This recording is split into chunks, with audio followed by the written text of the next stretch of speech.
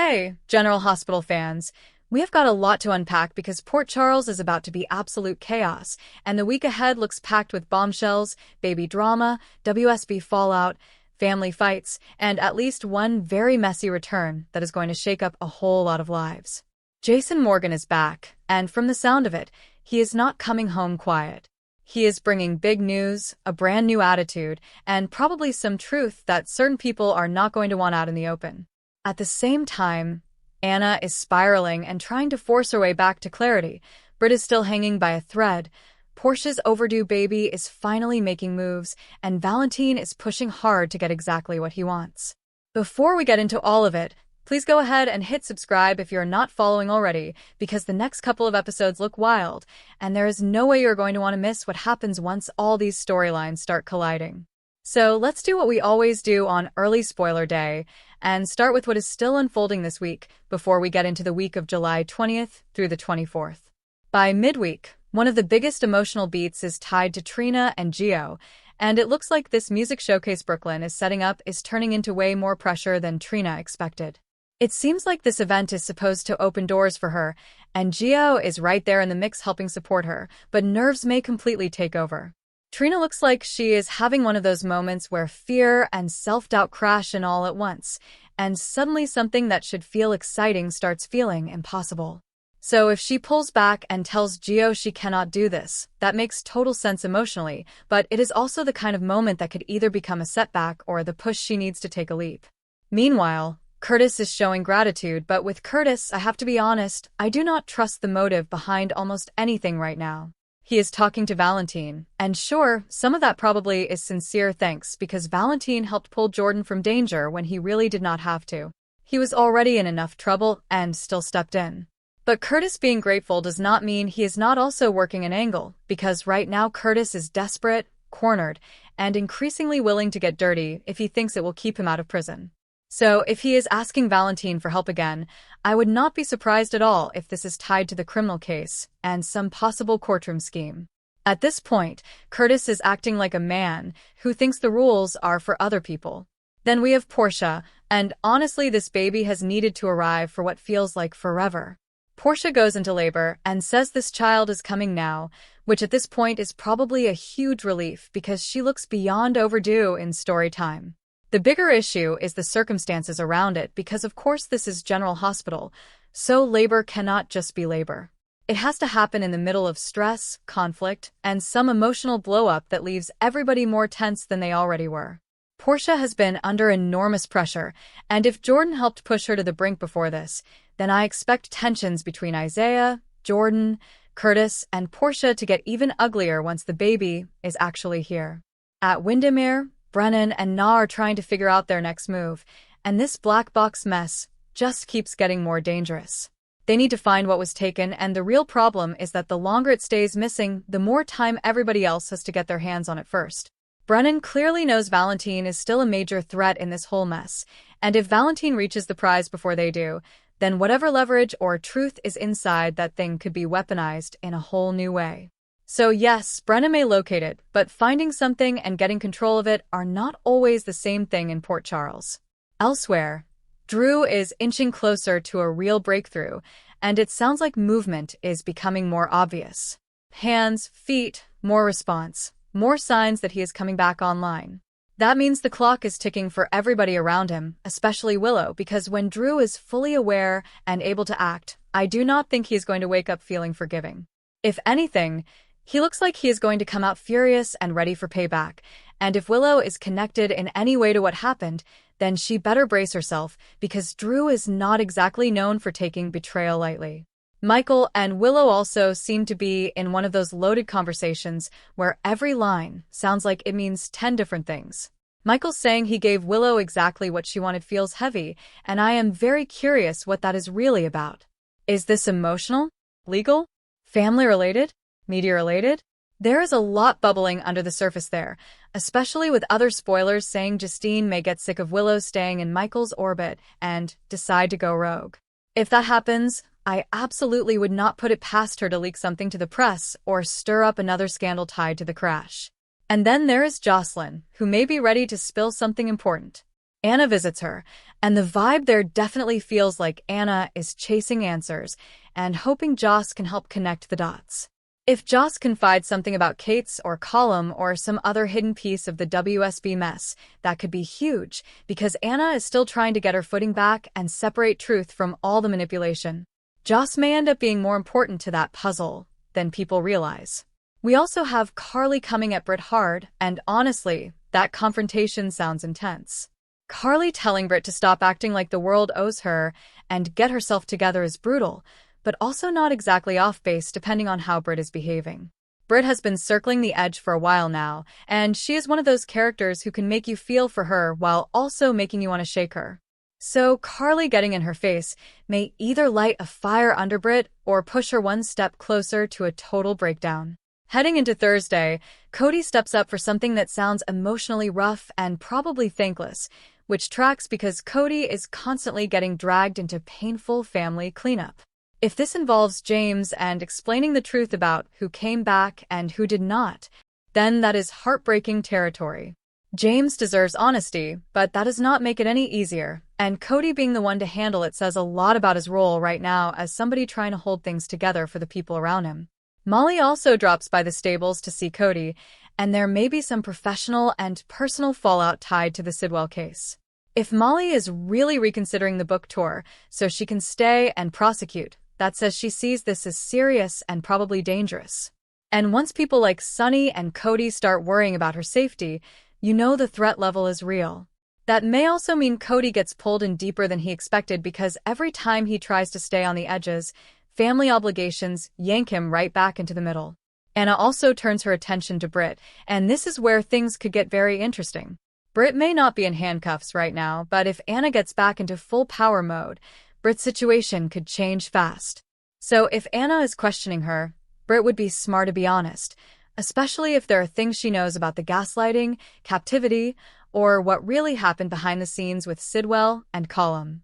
And let's be honest, if Ghost Peter is hovering around in Anna's head adding commentary, that is only going to make these scenes feel even darker and more twisted.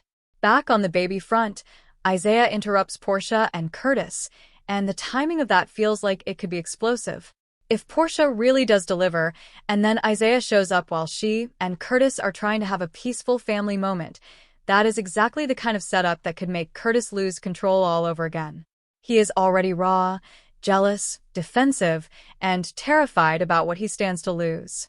So seeing Isaiah anywhere near Portia, or the baby, is probably not going to go smoothly. Liesl is also furious, which honestly is one of her most entertaining modes, and she clearly is not going to let the narrative around her son just stand without a fight. If Britt is financially, emotionally, or legally in trouble, I could absolutely see Liesl stepping in with help, money, advice, or pure rage directed at anyone she thinks is unfairly targeting her family. When Liesl goes into protective mode, she does not play. Gio and Emma also talk about the future, which could be interesting depending on where the showcase and the emotional fallout leave them.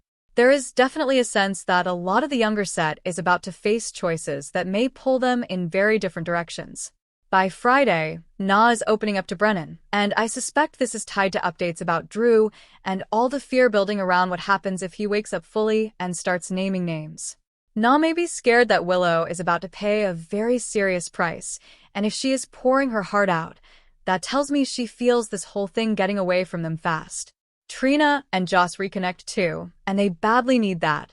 There is so much for them to sort through, especially if Joss has been keeping huge secrets and living a double life nobody fully understood. Their friendship has taken some hits, and this is the kind of story moment where they either repair that bond or realize things between them have changed more than they wanted to admit. Valentin is also crystal clear by the end of the week about what he wants, and honestly, he wants a lot. He wants Windermere back. He wants his place in Charlotte's life protected. He wants to keep pushing into Carly's orbit. He wants to reclaim the parts of his old life that slipped away. The problem is that wanting something and getting it are not the same thing, especially with Lulu ready to fight him and Charlotte caught in the middle. Valentin is not backing down, though, and that means this family battle is far from over. Lulu also issues a warning, and that could set off more conflict depending on who it is aimed at. Carly, meanwhile, sets boundaries with Sonny, and good for her, because Sonny being upset about her growing connection to Valentin does not give him the right to interfere in her life. Of course, Sonny being Sonny, I do not expect him to just sit there quietly. He will probably push, pry, and maybe even try to use brick to metal, which Carly is not going to appreciate at all. Now, let's get into the week of July 20th through the 24th, because that is when several of these stories look ready to level up. The biggest headline is Jason Morgan being back in Port Charles and apparently making it clear that he is not the same man who left. After being held, tortured, and put through hell in that black site nightmare, Jason returning with a new outlook is a very big deal. Word is going to spread fast, and the bombshells he drops are going to stun people like Sonny and Carly. Jason usually does not waste words, so if he is talking more openly and revealing things people did not expect, that alone tells you what he has been through changed him in some serious ways. He is also going to reconnect with Rocco, which could actually be one of the more touching beats of the week. Jason has always had that understated way of showing up when it matters, and if Rocco needs reassurance or guidance, Jason may be exactly the person who can give it in a steady, grounded way. But not all of Jason's return is going to be comforting. I would not be surprised at all if some of what he has to say lands badly for Britt, especially if he has hard truth for her or if his new direction does not include being pulled back into old patterns with her. Drew's recovery also speeds up fast, and once he is stronger, revenge is very much on the table. Drew waking up angry is one thing. Drew waking up strategic is another. If Brennan and Na cannot get to what they need in time, Drew may move first, and when he moves first, other people are going to get hurt. Anna's mental state is still very shaky too, especially with Ghost Peter trying to influence her. That is such a dangerous combination because Anna already has enough guilt, confusion, and trauma swirling around without an internal voice pushing her toward darker choices. If Peter's ghost keeps needling her about the people around her and what they deserve, Anna could make mistakes she normally never would. Carly and Valentin keep growing closer, which is going to make Lulu even more furious, and Charlotte is likely to push back hard against her mother again. Dante may try to get Lulu to rethink how she is handling Charlotte, but Lulu has a long history of digging in when she feels threatened. That probably sends Valentin straight to Laura to help mediate because if anybody can get through to Lulu even a little, it is Laura. Still, Laura is not going to help him for free. If she agrees to step in, she is going to want something in return, and that may be where Valentin has to decide how badly he wants peace. Curtis and Portia also have the baby, and that changes the emotional atmosphere around them immediately. A new baby tends to pull people together, even when everything else is a disaster, and that may bring Trina back around despite all the reasons she has been keeping distance from her parents. A sibling is different. That is not something Trina is going to ignore, and seeing her drawn in by the baby, even while the adult drama rages around her, makes perfect sense. We are also going to learn more about the fallout from the Trina and Gio showcase, and it sounds like opportunities may come out of it for both of them. Trina getting an offer is exciting, but Gio getting one too when he did not expect it could really shake up his plans. That might become one of those turning point moments where younger characters suddenly have to make real decisions about the future instead of just reacting to whatever the adults around them are doing. Curtis's court date is getting closer, and with a brand new baby in his life, that only raises the stakes for him emotionally. The more he has to lose, the more likely he is to go low, and that is what worries me. If Isaiah doubles down on the criminal and civil fronts after what happened with Portia, then Curtis is going to feel even more trapped. Desperate people make reckless moves, and Curtis has already shown he is not above playing dirty if he thinks it might buy him freedom. Diane and Alexis are also looking to bring in another lawyer after losing Marco, and that could shift some power around professionally. At the same time, Serena Baldwin is on the way back to Port Charles, and her return is tied to helping Lucy in the growing fight at deception. Tracy now has even more leverage thanks to the mess around Brooke Lynn and the framing of Willow, so the war between Tracy and Lucy could get very entertaining very quickly. Whenever Lucy is under pressure, things tend to get loud, dramatic, and completely ridiculous in the best soap way. And finally, there is a lot of Emmy buzz around General Hospital 2, with the show earning major recognition in several categories, including drama, writing, directing, and technical fields. That does not directly affect the story, of course, But it does remind you how much attention GH is still getting even while fans are debating all these chaotic plots. So overall, the week ahead looks packed. Jason is back and dropping truth bombs. Anna is trying to force answers while her mind remains under siege. Drew is edging closer to action. Portia's baby is finally here. Curtis is panicking about court. Valentin is pressing every advantage he can. Carly is drawing lines with Sonny. Lulu is gearing up for more war. And younger characters like Trina, Gio, Joss, and Emma are all dealing with turning point moments of their own. In other words, Port Charles is about to be a full mess, and I am absolutely here for it. All right, that is my take on the early spoilers for the week of July 20th through the 24th, and everything's still unfolding before that. There is a lot going on, and some of these storylines feel ready to collide in a very big way. Thanks so much for listening, and make sure you follow and subscribe so you do not miss the next episode, because there is plenty more General Hospital drama on the way, and we will be back to break all of it down.